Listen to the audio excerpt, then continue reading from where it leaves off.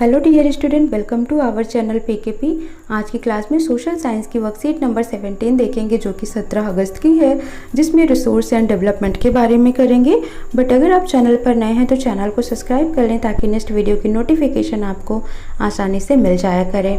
So start करते हैं course को। Resource and development. Sustainable development means development should take place without damaging the environment, and development in the present should not compromise with the needs of the future. Sustainable development का मतलब होता है कि विकास करना है, development करना है, लेकिन ऐसा डेवलपमेंट होना है कि इन्वायरमेंट को डैमेज ना किया जा सके, कोई नुकसान ना पहुंचाया जाए पर्यावरण को। Development in the present should not compromise with the need of future. जो अभी हम डेवलपमेंट कर रहे हैं प्रेजेंट में, ठीक है, ये फ्यूचर की नीड के साथ कंप्रोमाइज नहीं कर सकता या नहीं करना चाहिए। Resource planning is the strategy for judicious use of resources. जो रिसोर्स प्लानिंग है वो क्या है, एक स्ट्रेटजी है किसके लिए, जुडिशियस यूज ऑफ रिसोर्सेज के लिए। Agenda 21 is a declaration that was signed by world leader in 1992 at the United nation conference on environment and development. ठीक है, जो एजेंडा 21 है एक तरीके का डिक्लेरेशन है जो कि साइन किया गया था किसके द्वारा, वर्ल्ड लीडर्स के द्वारा। कब किया गया था, 1992 में। कहाँ पर, United nation conference on environment and development, UNCED में। ठीक है, which took place at Rio de Janeiro, Brazil. ठीक है, जो कि कहाँ पर हुई थी, रियो द जेनेरियो, जो कि कहाँ पर है, ब्राज़ील में है। It aims at achieving global sustainable development, और इसका एम क्या था कि ग्लोबल सस्टेनेबल डेवलपमेंट को अचीव किया जा सके।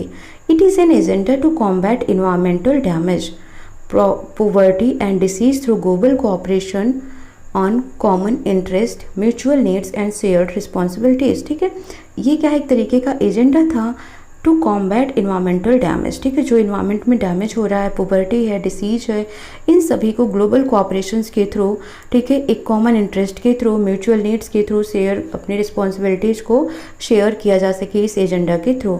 Gandhi ji had said there is enough for everybody's need and not for anybody's greed. ठीक है, यहाँ पर बहुत कुछ है सबकी नीड के लिए, लेकिन सबकी लालच के लिए नहीं।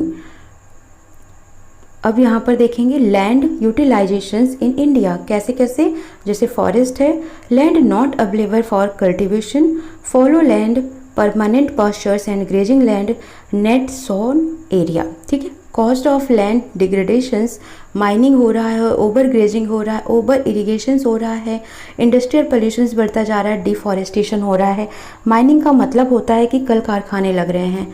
ओवर ग्रेजिंग का मतलब है कि बहुत ज़्यादा ही पशु चारागाह बन गया है। ओवर इरिगेशंस का मतलब है बहुत ज़्यादा ही सिंचाई हो रही है। इंडस्ट्रियल पोल्यूशंस का मतलब प्रदूषण बहुत बढ़ रहा है। डिफॉरेस्टेशन से मतलब पेड़ पौधों की कटाई बहुत हो रही है, जंगलों की कटाई हो रही है। ठीक है, तो ये कुछ पॉइंट्स हो गए। अब आंसर्स द फॉलोइंग क्वेश्चंस। ठीक है, कुछ आंसर्स के अब आपको क्वेश्चंस करने हैं। How does industrial pollutions cause land degradation, explain with examples. ठीक, सो आंसर हो जाएगा आपका, यहाँ पर हम देख लेंगे how does Indian pollution, sorry ये इंडस्ट्रियल पोल्यूशन है। ठीक है, how does industrial pollution cause land degradation, explain with example. ठीक है, तो आपको पता है कि जो इंडस्ट्रियल होता है वहाँ से बहुत सारे वेस्ट निकलते हैं, केमिकल निकलते हैं, जो कि हमारे सॉइल को क्या करते हैं, डिग्रेडेट कर देते हैं, उसकी क्वालिटी को रिड्यूस कर देते हैं। ठीक है, तो यही सारे पॉइंट आपको यहाँ पर लिख देना है। We know that various type of chemical and waste product from industries which get mixed in the soil and reduce the quality of the land, which leads to land degradation. For example, land is polluted by chemical released by the industries. ठीक है, तो इस तरीके से आपको first का answer note कर लेना है। नाउ सेकेंड है, what do you understand by the term resource planning. Resource planning का मतलब क्या होता है। Resource planning means to manage the resources और make use of resources, means किस तरीके से रिसोर्सेज को यूज करना है उसका एक आपको प्लान बनाना है। Resource planning is essential for sustainable development and conservation of resources. किसके लिए इंपॉर्टेंट होता है ये, सस्टेनेबल डेवलपमेंट के लिए और कंजर्वेशन ऑफ रिसोर्सेज के लिए बहुत ही इंपॉर्टेंट होता है। Explain the objective of agenda 21। ठीक है, तो यहाँ पर बहुत सारे ऑब्जेक्टिव हैं एजेंडा 21 को जो आपको दिया हुआ है। फर्स्ट है adaptation of sustainable development, second है to face the global problem like global warming, environmental pollutions etcetera, third है to make effort to to reduce poverty, unemployment and inequality. Fourth है पॉपुलेशन कंट्रोल। ठीक है, now question number 4 देखते हैं। We have not inherited the world from our forefather. We have borrowed it from our children. Explain the importance of sustainable development with reference to this statement. तो ये कहा गया है यहाँ पर कि ये हमें अपने फोर फादर से मिला नहीं, ये हमने अपने बच्चों के लिए उधार लिया है। तो इसके बारे में आपको सस्टेनेबल डेवलपमेंट की स्टेटमेंट को प्रूफ करना है। सो आंसर हो जाएगा आपका sustainable development means that take place keeping in mind the future generation and without harming the environment.